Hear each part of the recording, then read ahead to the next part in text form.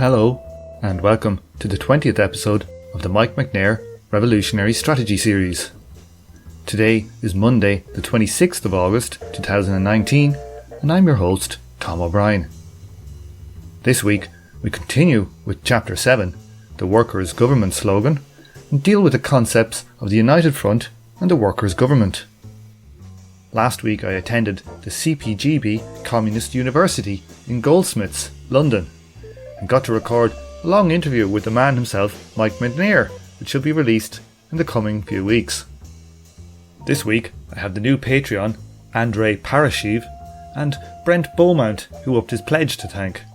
If you'd like to help out, you too can become a member of the Patreon Gang for as little as $5 a month, which works out at $1 an episode. Patrons get special bonus episodes, the right to vote on the Reading Group series selection, and other cool stuff too. If you'd like to comment on the show, please do so on the YouTube channel. Make sure to like, subscribe and share. You can also join me on Facebook or Twitter too.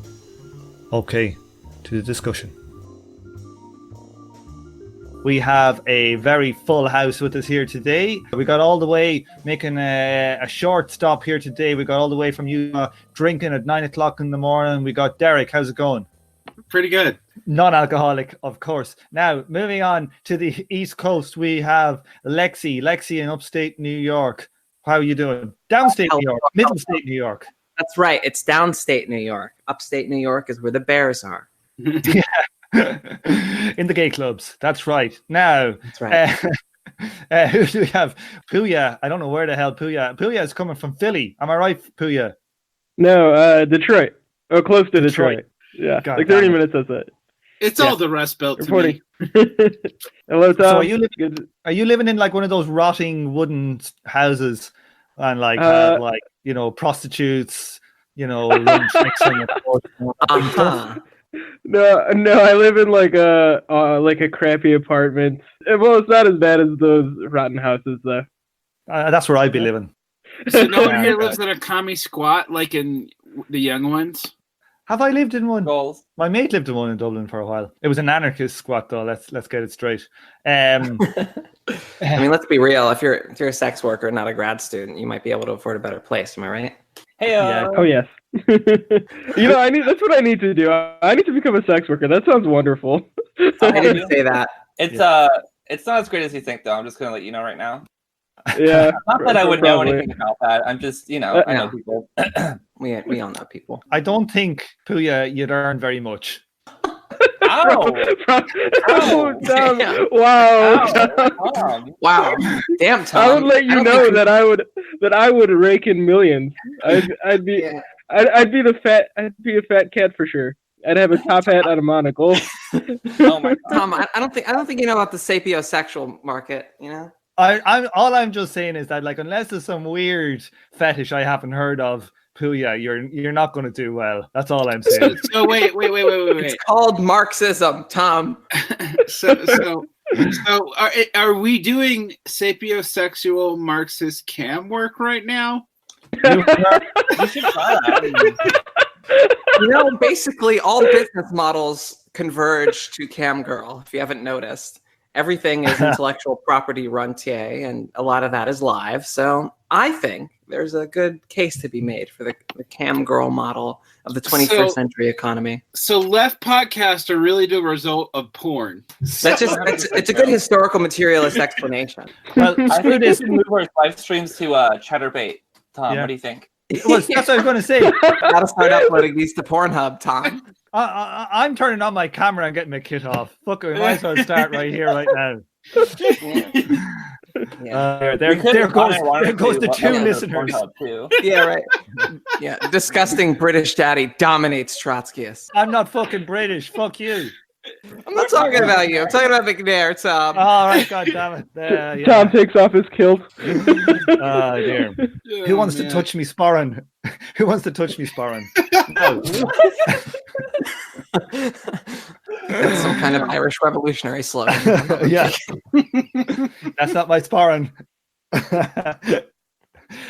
Okay. Let's see if we can actually start some Marxism here. Right. Well, sex work, it's a service. So it is productive labor. Damn right. Now, here we go. Last week, we finished doing the party state, the concept of the new political regime after a revolution being different and being able to basically not allow certain undesirable types of political action like royalists or capitalists. So this idea of a one-party state with factions, like today we have in England, we have the Tory, and then we've got the inverted commas Tory left, the Labour Party, as McNair put it. So now we're moving on to this idea of the United Front and the Workers Government. Okay, who wants to take maybe the first paragraph here to get us going? Because I can't remember a goddamn thing of what I just read it 1 week ago. Derek. The Comintern's United Front turn in 1921-22 recognizing the reality that there was more than one party of the working class, although the communists hoped to displace the socialists as the main party. In this context, all power to the Soviets could not express the working class need for an alternative central coordinating authority, but neither could all power to the Communist Party. The Fourth Comintern Congress in 1922 adopted as Thesis 11 of its Thesis on Tactics the slogan of the workers' governments are the workers' and peasants' governments. The thesis is relatively short, but quite complex. It begins with the proposition that the slogan can be used as a general agitational slogan, in the sense that the workers' government is clearly intended to be merely a more comprehensible way of expressing the idea of the dictatorship of the proletariat. In some countries, however, the position of bourgeois society is particularly unstable, and where the balance of forces between the workers' parties and the bourgeoisie places the question of government on the order of the day as a practical problem requiring immediate solution. In these countries, the workers' government slogan inevitably follows from the entire United Front tactic. The socialists are advocating and forming coalitions with the bourgeoisie, whether open or disguised. The communists counterposed to this a united front involving all workers and a coalition of all workers' parties around economic and political issues, which will fight and finally overthrow bourgeois power. The paragraph continues. The following a united struggle of all workers against the bourgeoisie, the entire state apparatus must pass to the hands of the workers' government, so strengthening the position of power held by the working class. The statement is extremely unclear. At minimum, it could mean that all government ministries must be held by members of the workers' coalition. More probably, there would be a significant purge of senior civil service, army tops, and judiciary to give workers' coalitions control. At the furthest extreme, the whole state apparatus, down to the office clerks and soldiers, should be sacked and replaced by appointees of a worker coalition. Do you want to stop it there, Derek? And let's have a chat. What do people think of this so far? So he's setting up here the idea that, this idea of the workers' government is not particularly clear. One thing that stuck out to me is, this is Sophie, by the way. I wasn't introduced. Just wanted to say that. Sorry. Just saying. Whoa. Whoa. Hold on a second. Coming from Phoenix, Arizona. Oh, excuse me. Coming from or somewhere in Arizona. I don't know where it is. Don't worry. Tom's just going to chop that part out. Coming from Arizona. This is Sophie from Trans Revolution. Hey. Anyway. Very sorry, Sophie. I can't believe I forgot to introduce you. I thought we just spent so long ripping on other stuff. I thought I'd done everybody. Sorry about that. We got distracted by sex work, which is like totally fair, actually. So it's okay. Okay. So the thing that kind of jumped out at me was this quote here where it says something to the effect that instead of smashing the state, the workers' coalition seizes state power, which is so funny because the thing that got me out of anarchism and into Marxism was actually Lenin's State and Revolution, and where it's pretty explicitly said that you need to smash the state. So we see already from 1917 to what is this 2021, shit gets super watered down, and it obviously this chapter goes through part of the reasons why that happens, but that was the first thing that jumped out at me, and I always wondered how tankies could get where they get to from this idea of smashing the state and the very democratic tendencies within state and revolution. And this is how. It is interesting to me how this accidentally comes out of trying to do coalitionary government works without with a party issue. And particularly since we know, like in 1921, by the end of the year, that they're going to suppress all the other party coalitions except in areas where they're not in power. And by I think it's like 1929, they're calling for like the ban on factions to extend even in places where they aren't in power. This actually does kind of flow from some compromises they've had to kind of form the United Front. And I'll be honest with you, this chapter actually has made me rethink my commitment to the United Front as the, sole answer to all these problems. Why is that?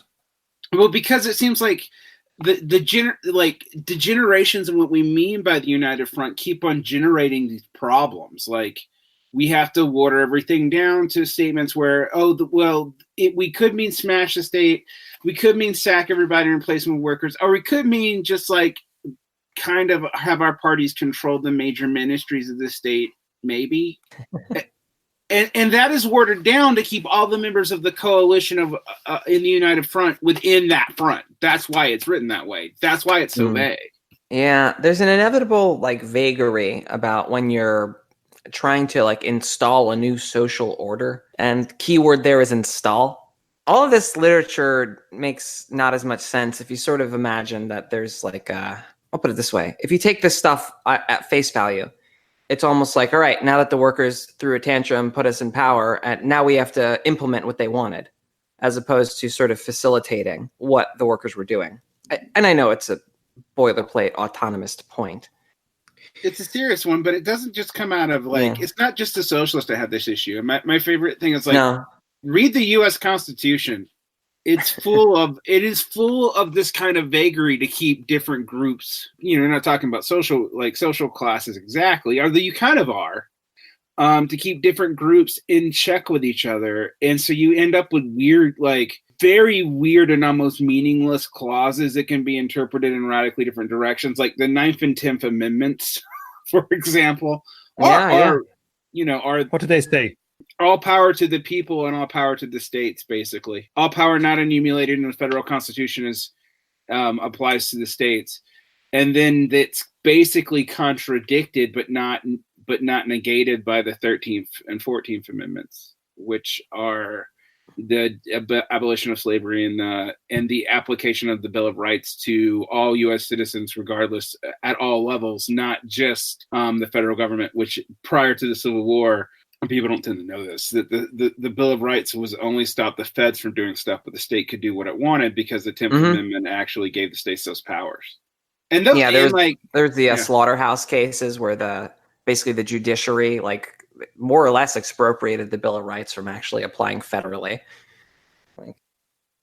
Yeah, it's a pretty dismal history, and I guess you should sort of expect that sort of vagary and push and pull and, between equal right forced asides in bourgeois law.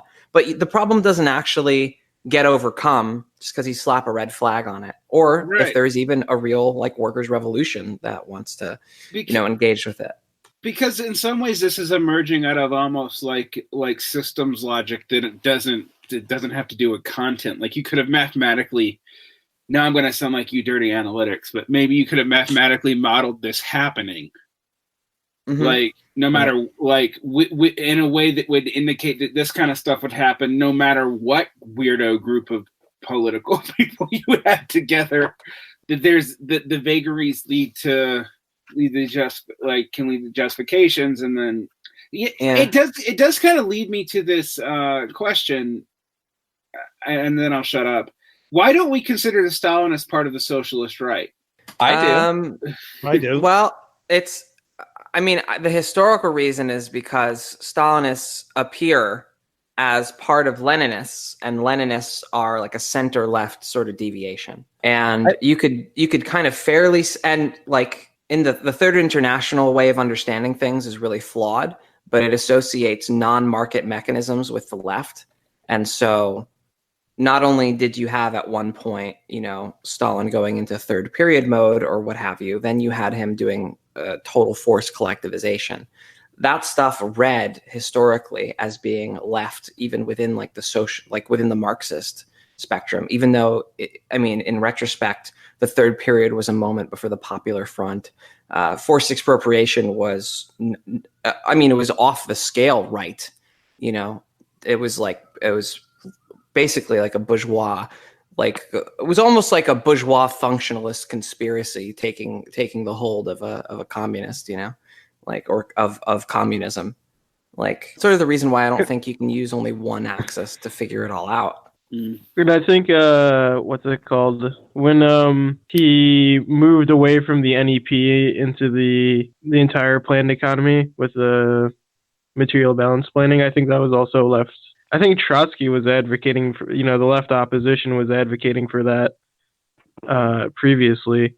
I think a lot of them actually, a lot of the Trotskyists actually became Stalinists after the abandonment of the NEP. But yeah. Anyways, which is interesting. And then there's a lot of people who, it's interesting to me because the NEP is, I don't know, the NEP is where a lot of Trotskyists will talk about the deviations of Stalinism, even though they'll ignore that was really Lenin. And also that collectivization really was going terribly and people was starving, is also sort of missed. That's not, Lenin didn't do that out of kindness of his heart or some pre-commitment to bourgeois theory. It was a literary response to imminent food failure. Yeah. I guess maybe to pivot back a little bit is that there's that transmorgification from, the proletarian, the class interests of the proletariat kind of being put into a body that can, dominate the state or use the state or abolish the state, however you want to frame it, in the dictatorship of the proletariat. It would require some kind of scientific read of class interest. It would require a kind of thought about institutional design with regard to class interest. You would have to think about people gaming the system and trying to take advantage of it before, in much the way an analytical would, model, the likely incentive structures and the kind of actors that you could expect. And yeah, you'd have to do a lot of probably institutional design to really think about how that would come about. And instead, what we have is and this kind of follows from dealing with, what was at one point an electoral situation, is that you have to make some kind of coalitional appeal. And this is always a problem in capitalism, but it's especially a problem in, proto-capitalism, basically, where you don't even have, the massive workers that you would in capitalism, that you have to, essentially make a broader appeal beyond people who are narrowly thought of as workers. And I know McNair makes the very Marxian autonomist kind of dodge of that, the organized expression of the industrial proletariat they're not the only workers. But yeah, it's hard. We have a substitution here. We have a substitution of, institutional. It wasn't even supposed to be design. It was supposed to kind of emerge out of the class movement. But let's say we're taking this on the terms that it's given, an institutional design towards the class interests of the proletariat versus a sort of, workers and peasants and soldiers government. These are sort of different questions, but they all appear together because of, all that electoral energy, all that democratic energy being routed into the Bolsheviks. And I don't know, even if that's inevitable, if that's inevitable, then holy shit, that's scary. And if it is, then, we're fucked. Well, how do you get to from that kind of situation to, okay, we're actually going to take seriously the class interests of the proletariat and create an institution designed to I can imagine that as a paper exercise. It's hard to imagine how that comes about other than, some sub-Bakuninist mass strike strategy. Or you'd have to take assemblies a lot more seriously. Right. Which is back into the response problem. This is something I'm thinking about is if you're kind of saying no, the party has to represent the proletariat, but the proletariat has many parties. We've also already dealt with the fact McNair is using party in like 4 different ways. Yeah. And opposing, and I mean, to be fair, it's not like he's equivocating, like he's positing some versions of party against other forms of party, but like, what would this even look like in the Russian situation and the world situation at the time? It's hard to know. And with you see that concession to national bourgeoisie is being needed to have national revolutions, like that's in there, and that's not unique to Lenin either. That actually does go back to Marx. It does. So. What do we make of the fact it does seem like this is very hard to game out? And I guess my other caveat is like the thing that you're not mentioning is there's still one of the reasons why they did this was that they needed skill sets to maintain everything. That's part of the sort of democratic coalition building, even though they're not really democratic after a certain point. But that's why they couldn't, like, it was the same problem that, like, I mean, when they tried to de-Ba'athify Iraq, like, they had no one who had the proper education to assume those basic state functions. So a lot of, like, the middle-level functionaries could not be removed. And that was true. And actually, interestingly, there's one argument, I can't remember who made it. This is part of why the terror was so bad, is it was actually designed to scare those people into being loyal more than it was to, I mean, more, you know, that was actually part of the logic because they couldn't remove them, so they had to terrify them. Right. Which, you know, any good Machiavellian will tell you it's better to be feared than loved. But when you're dealing with a stratum of specialists and you're trying to basically get, you know, lay the foundations for getting rid of their position, the only thing that you can actually, you know, work with is specialists that are endeared to your project, that see a reflection of their overall long-term, you know, human interest in it, even if it runs against their direct class interest. Right, which leads to those weird, crazy inefficiencies in the 30s with the technocrats anyway. They still fucked it all up. Like, it wasn't like the... So, I mean, it didn't even end up being an answer to the skills problem, is what I'm going to say. So, yeah, the history of the Soviet Union can't help us adjudicate this. But the question remains, you know, how do you grill this right? Well, what could we use as this is the question, because the bourgeois coalitionary politics doesn't work either. No, like it's not a good. It really model doesn't.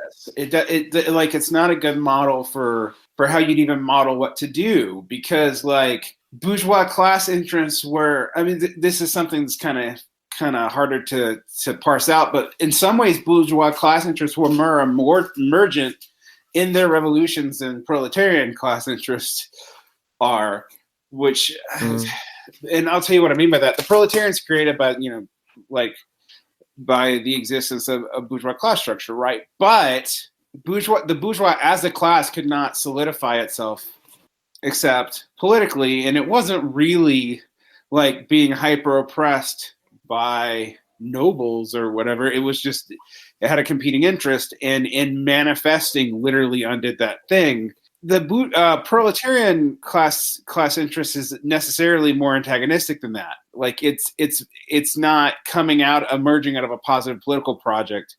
It's particularly since Marx's goal is not the abolition of It's not just a political project though. Like the bourgeois wasn't just a political project; it was an economic one too. Well, yes and no. I mean, the thing is, you can't separate policy and economy until. That's what I mean. That's what I mean. Yeah. But they have a distinct advantage because they're a small group who have the means of production. It's much easier to organize a small group than it is to like organize everybody. It's just right. It's why the mob are able to exploit everybody. Then the bourgeois knew that, because the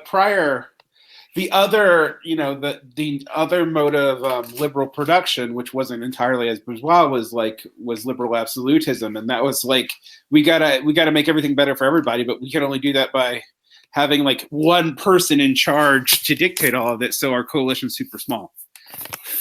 Yeah. Okay. Anyway. Let's move it. Will we move it on?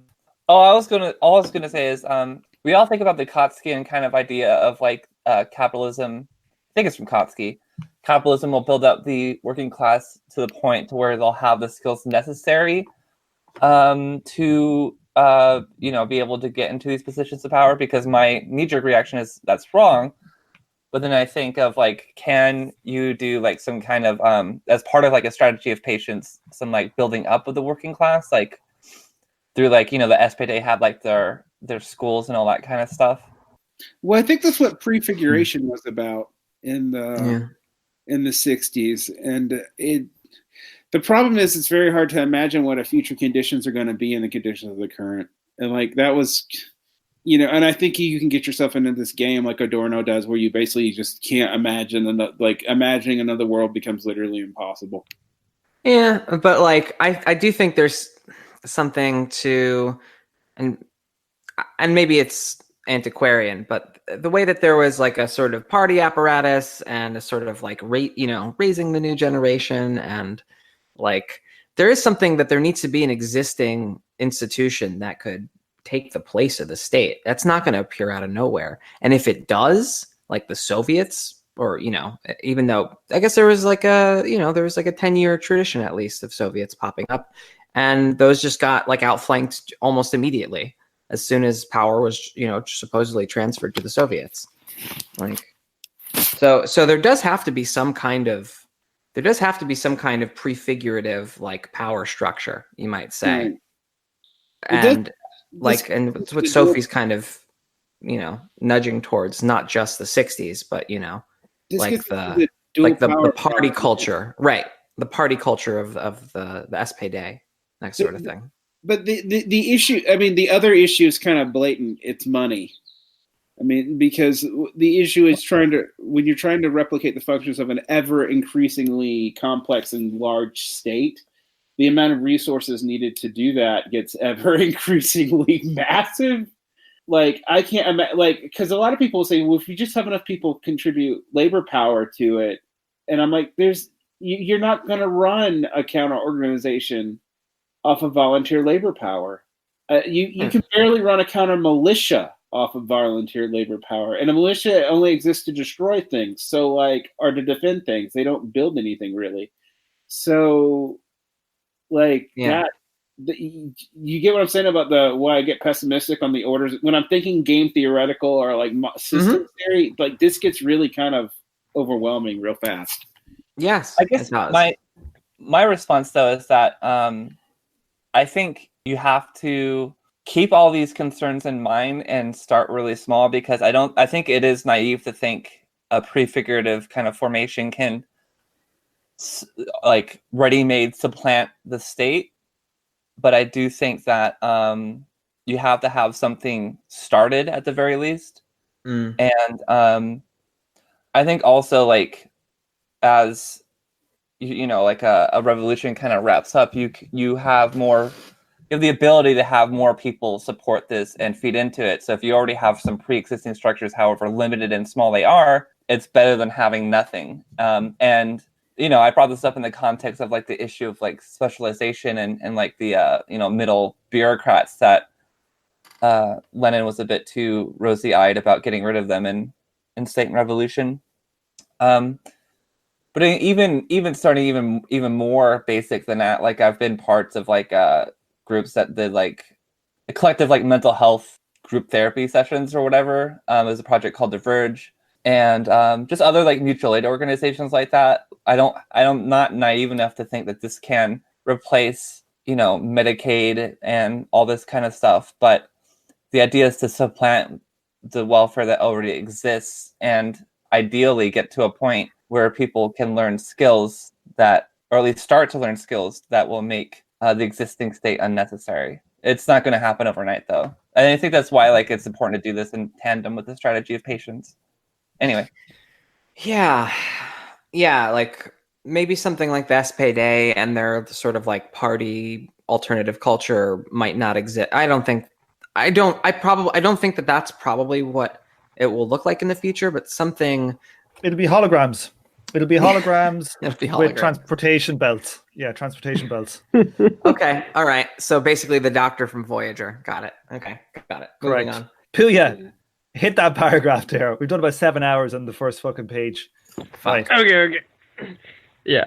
But yeah, I'd like to comment that I think it's a great idea, but I think the prospects are limited if you don't have means of production for like setting up, an alternative. Okay, so I guess I'll start the next one. Okay, a critical paragraph follows. The most elementary tasks of a workers' government must be to arm the proletariat, disarm the bourgeois counter-revolutionary organizations, bring in control over production, and shift the main burden of taxation onto the property classes, and break with the resistance of a counter-revolutionary bourgeoisie. This is the only statement of substantive tasks or minimum platform of a workers' government in this thesis. Such a government is only possible if it is born out of the struggle of the masses and is supported by the combative workers' organizations formed by the most oppressed sections of the workers at the grassroots level. However, even a workers' government that comes about through the alignment of parliamentary forces, i.e., a government of a purely parliamentary origin, can give rise to an upsurge of a revolutionary workers' movement. This pair of statements amounts to a non-dialectical contradiction.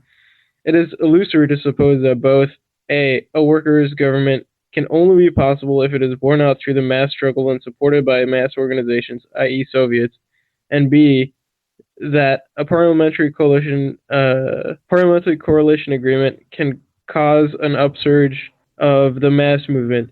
The contradiction reflects the absence of a full theorization of a prior transition to the in the Comintern's leadership's collective thought, from all power to the Soviets to all power to the Communist Party. The first proposition is within the framework of all power to the Soviets, and in a fairly strong sense, is in the framework of a mass strike strategy.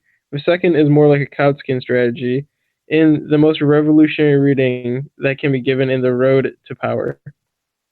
Okay. Should I keep going? No, that's enough, I think, there. Somebody was going to say something. Okay. Yeah, I have a question. So, this, excuse me, this, non-dialectical contradiction here between point A and point B. When I first read this, I actually thought of the kind of Kautskian conception of, the democratic revolution that will trigger a civil war. Doesn't that solve that contradiction, or is there something I'm missing? Not that, and this isn't an endorsement of that strategy. This is just me thinking about this. Well, no, that's why neo-Kautskians like that thought. They like that scenario because solves that problem. We don't have to confront that Lenin and Kautsky have fundamentally different revolutionary trajectories. If you're taking Kautsky serious as a revolutionary, and most neo-Kautskyists, even though McNair is more or less arguing for something like the second, the road to power kind of strategy, the most revolutionary reading of the road to power, where most Leninists, even if they actually agree with, the second reading, they can't conceptualize themselves as not believing in the first thing. They understand themselves, even if they're fine with, installing Stalinism in East Germany, right? They still understand themselves in the tradition of Lenin and in the tradition of an uprising, installing something. Well, we've noticed that most neo-Kautskyist don't like the term neo-Kautskyist because really what they are is Leninists who've read this. Yeah, they're neo-Leninists, essentially, that want to go back and kind of hearken back to the democratic legitimacy of Kautsky in order to turn it into fodder for Khrushchev. But then I guess my concern too is that I don't know if I fully, and I'm no neo-Leninist, but I don't know if I fully am on board with the Kautskian kind of conception of a democratic revolution.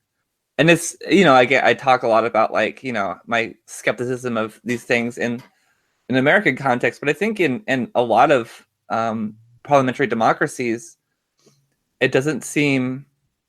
I mean, I can't speak for every country, but I'm just very skeptical of being able to turn. I guess this is kind of going back to the split kind of stuff, of being able to get support from people who used to be in bourgeois parties or bourgeois labor parties. I don't see that as a viable strategy either. But this whole thing, at least as McNair has outlined it, seems to hinge on that. I'm kind of skeptical of both A and B, not just because they're contradictory, but because isolated, on their own, they don't seem viable to me.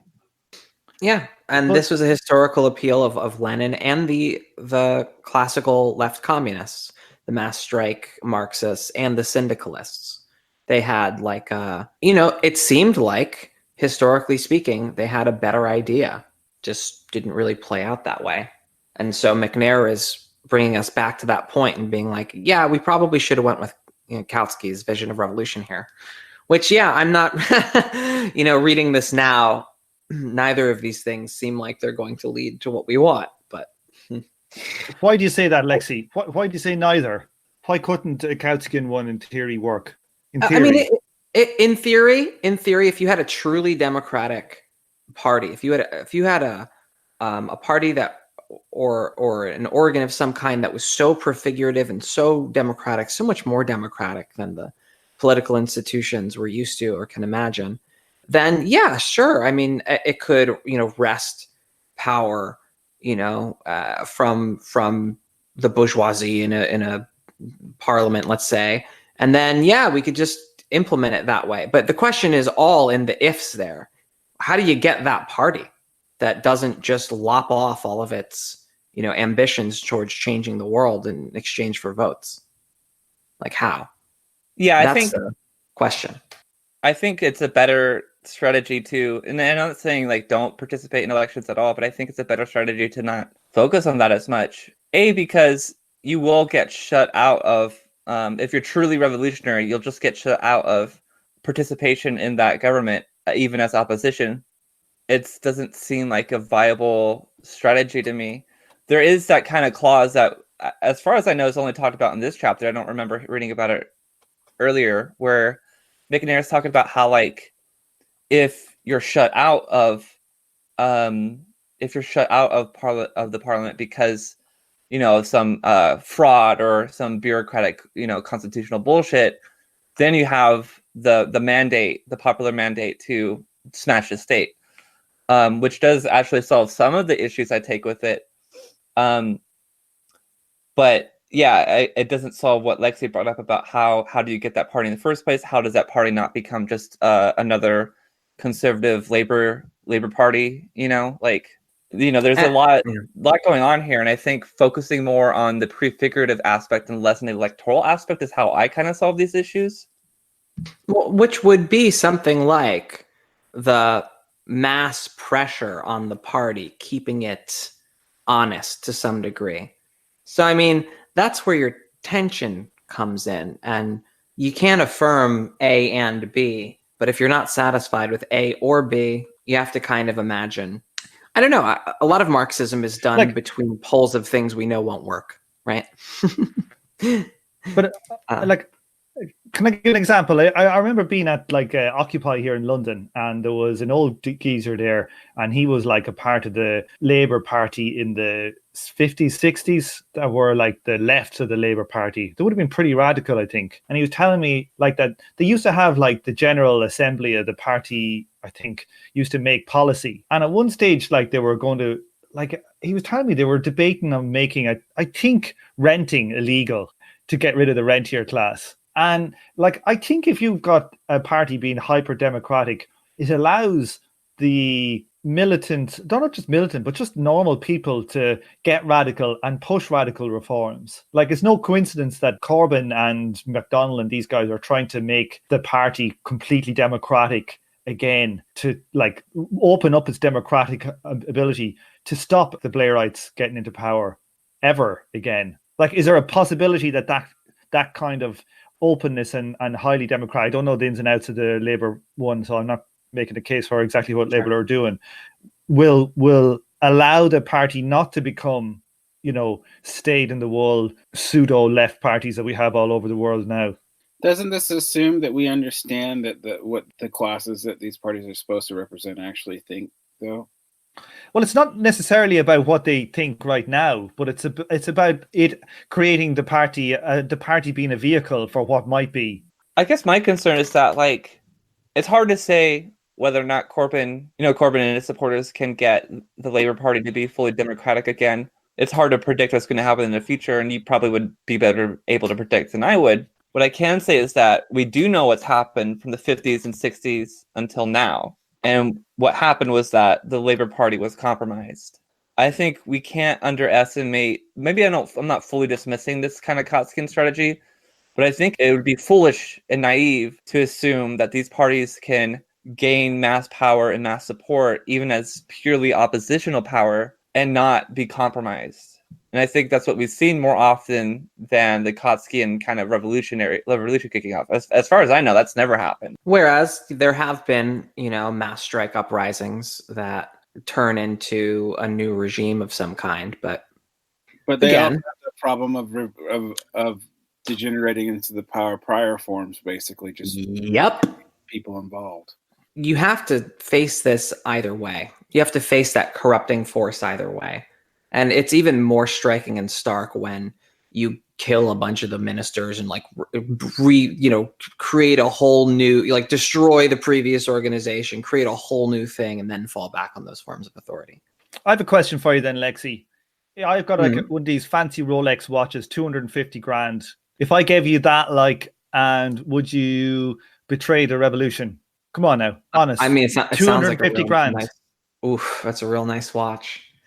Derek, I guess I mean, revolution. I do have there is a price. There is a price. I mean, you know what? Honestly, it is. You kidnap my family, right? Yeah, I'll probably betray that, and that's such a common tactic. I mean, the thing is, to stop that, what you have to do is to do the same thing a lot of the times, and it ends up being worse. And so, I get why the Marxist-Leninists of the world end up justifying the way they justify, because if you think this is inevitable, the only way to play the game is to be better at it. Right, which these petty proprietor manager types never are. Right, unfortunately. But I mean, that's the problem with the whole our elites are not elites. Our elites are middle management, and that's always been true, which you sort of need them. But at the same token, Gestalt skill sets is not their issue. And when you look at the Soviet Union, I mean, there were debates in the Congress that he's talking about, actually, about how they were going to structure society, and they decided to take a teleological single unitary centralized structure, and they actually argue about it in that way. They talk about teleological as opposed to emergent, which is funny because they're already admitting that they can't do that, right? In some of the other concessions that they've made. But they're going to try to organize this already existing system towards this new thing in a singular unified vision. And to this day, you can see it to the way the Russian heating system works. In Russia, even now, you can't individually turn off your heating system. It's organized for teleological centralized efficiency. So when the capitalists took over, they didn't just pull all that up. They've been changing it over time, but they didn't, just because they would have to destroy the entire prior infrastructure. Yeah, they have really interesting system there. That's in the middle of a city, they heat up all the water, and then they put hot water through the pipes. They do that in Germany too. I saw them do that in Frankfurt. They had massive big basically hot water factory for the entire district with a big it looked like a power station, and it would pump hot water around to the different houses and I think massive buildings. I heard that the pipes get damaged and explode and all sorts of things. Well, it has the problem that I'm going to sound like a dirty, rotten delusion for a second, which is going to be so funny for people who know me. But it has the problem that Deleuze pointed out about overly centralized systems, that when you break a part of it, the whole thing breaks. But it is more efficient until that happens. It's efficiency over brittleness. It's do you know what's really mad? I was in Poland about 20 years ago teaching, and was in the middle of nowhere, and Poland's so strange. Literally every village had its own coal-fired power station. Literally every village. A village of 1,000 people has a big kick-ass coal-powered fire station, and so they all have their electricity done locally. It's so inefficient, but it's probably really good if there's a nuclear bomb or you're attacked. The German, if it gets invaded by the West, I wonder was that the thinking about it? Anyway, sorry for killing the conversation there. Talking about heaters. Heaters and power generation. You know, you got a couple of Marxists talking when you start talking about centralize the heating. Yeah. Now we did toilets last week. This week it's power generation and hot water. Next week what? Showers. I think we'll have communal showers and beds. Now, okay. The next paragraph addresses communist participation in coalition governments. This requires A, guarantees that the Workers Government will conduct a real struggle against the bourgeoisie of the kind already outlined, and B, 3 organisational conditions. 1, communist ministers must remain under the strictest control of their party. 2, they should be in extremely close contact with the revolutionary organisations of the masses. And 3, the Communist Party has the unconditional right to maintain its own identity and complete independence of agitation. This amounts to a government without collective responsibility. But a government without collective responsibility is not a decision-making mechanism for the society as a whole, i.e., it's not a government at all. The thesis tells us that there are dangers in the policy. To identify these, it points out that there are several types of government that can be called a workers' government, but are not a truly proletarian socialist government. In this respect, the thesis continues the line of all power to the Communist Party. The complete dictatorship of the proletariat can only be a genuine workers' government consisting of communists. But communists are also prepared to work alongside those workers who have not yet recognized the necessity of the dictatorship of the proletariat.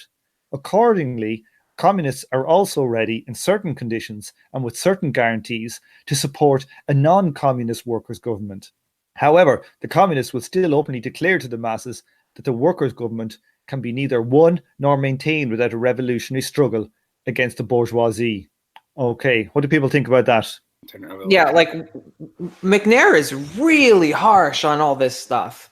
Like, he has a couple nice things to say about this or that thesis, but by the time we're getting here, he's just like, this stuff is virtually without content at all. To the degree that there is content, it leaves you in a situation where you're not defended from arbitrary power. There's no remaining Republican structure here, really, or there's nothing that guarantees that it's a proletarian, like a workers' government in any sense, except in the sense that the people stick is people stick, right?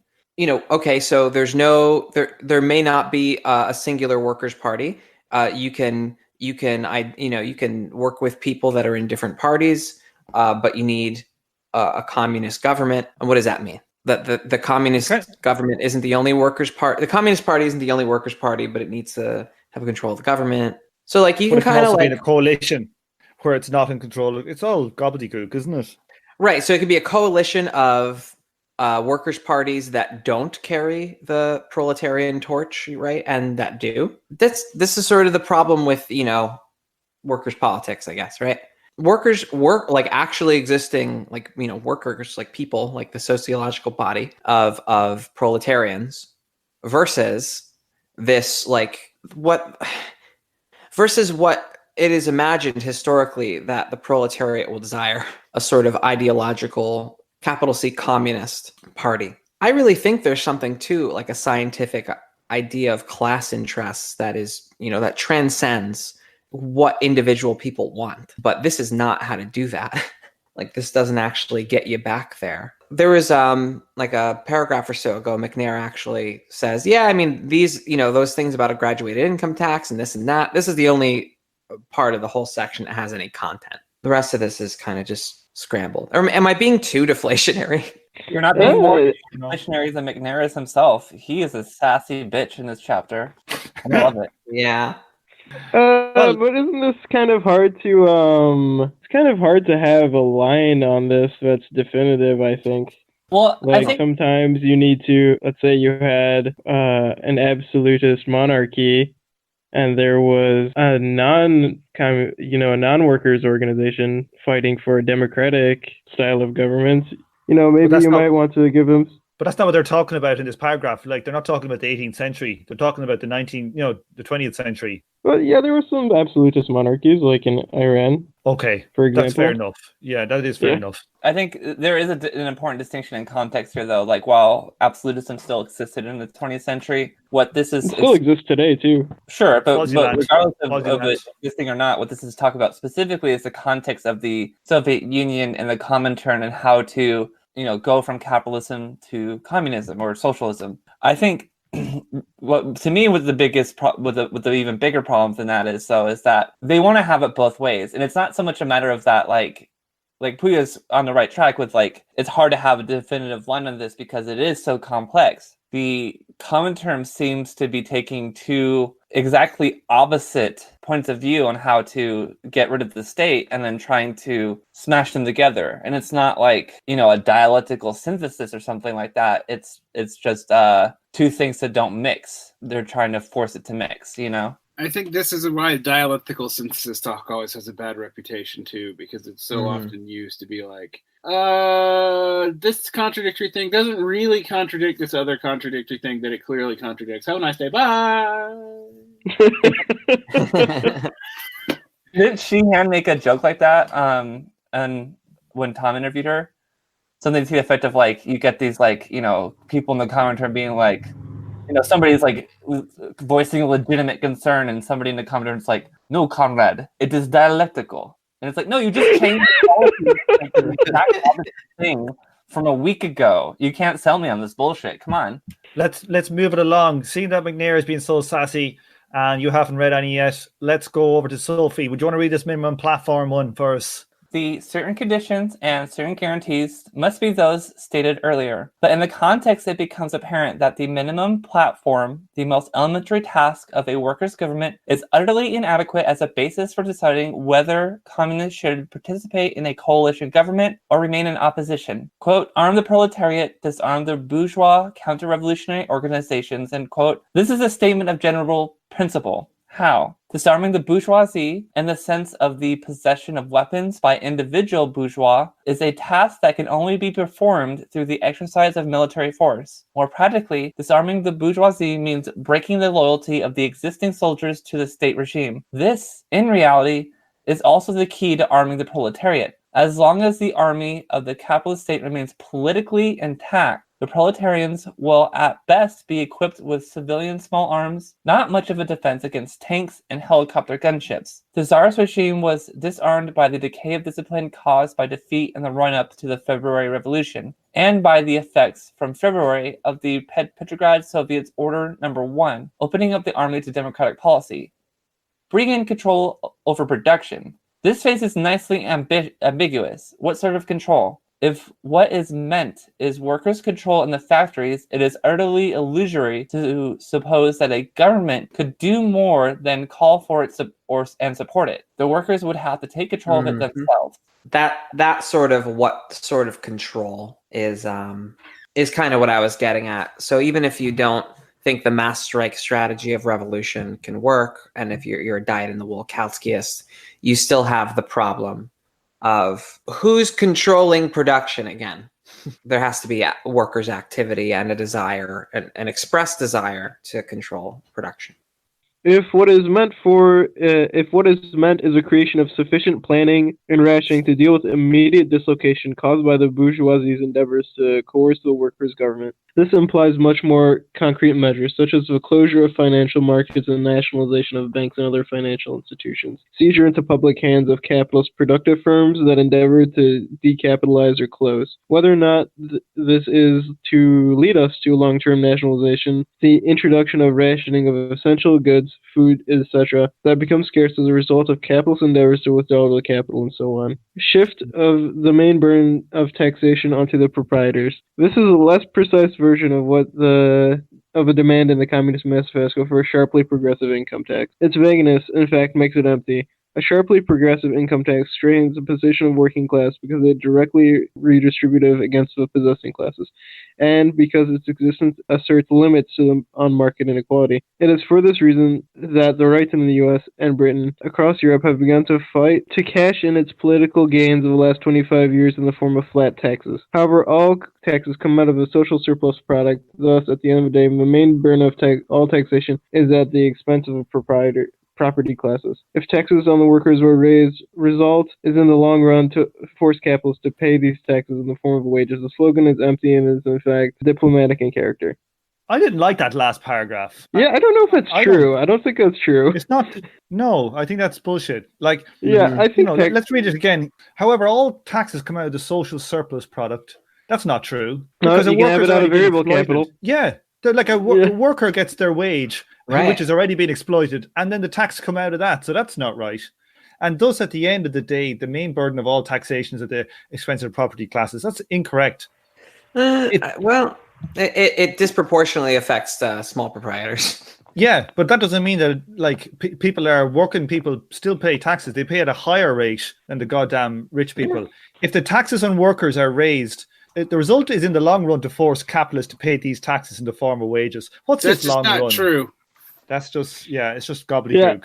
I think he's kind of coming with this assumption that workers are paid like the amount of labor time necessary to reproduce them, like biologically or whatever. You mean like a subsistence level?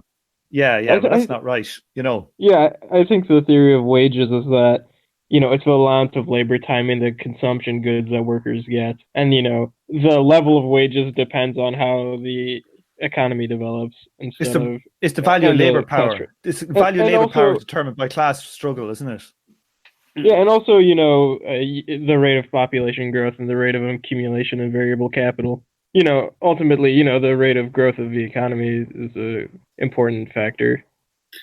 It also seems to me like this would lead this mistaken thinking could lead people to oppose socialism because this makes it sound like petty bourgeois taxation policies don't affect. I'm trying to even get what's being said here, because like progressive taxation would be benefiting the working class, but saying that no taxation hurts the working class is nutty. I mean, like consumption tax is disproportionately hit. Yeah, this argument is so weak. Like this argument, shift the main burden of taxation onto the properties classes. That's essentially just saying a sharply progressive income tax in other words. It's like, and he says this is vague and the other one is not. I don't know. It is less precise. But it's less not precise in the manner of taxation. That much is true, but it's not. I don't know. Most of the complaints could be leveled at a progressive income tax as well.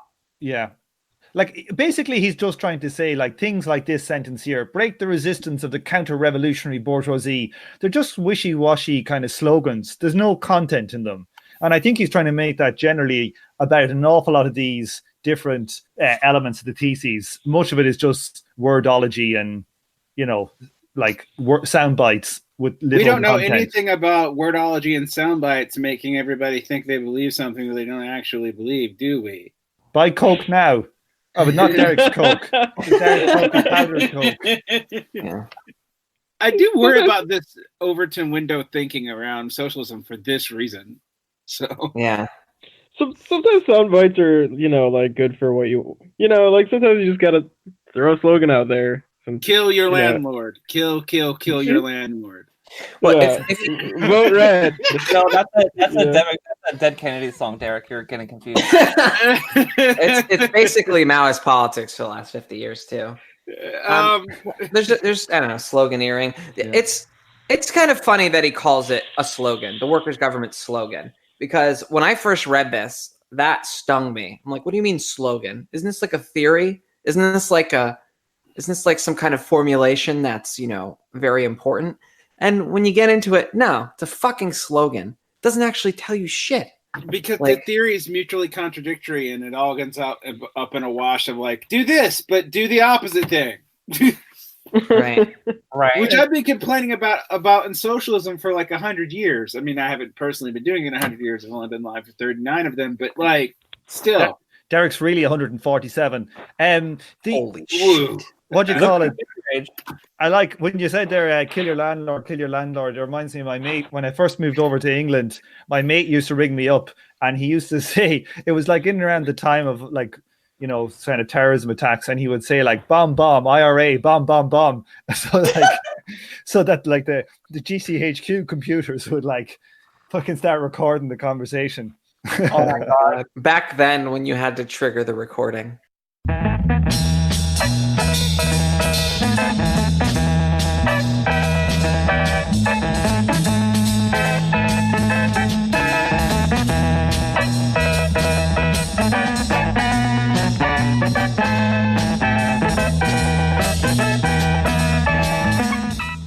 On this episode, you heard the theme tune The Order of the Pharaonic Jesters and The Night of the Purple Moon by Sun Ra and his orchestra.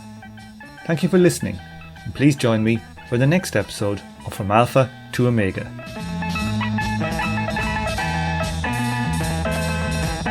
This show is a member of the Emancipation Network, a Marxist podcast and research collective.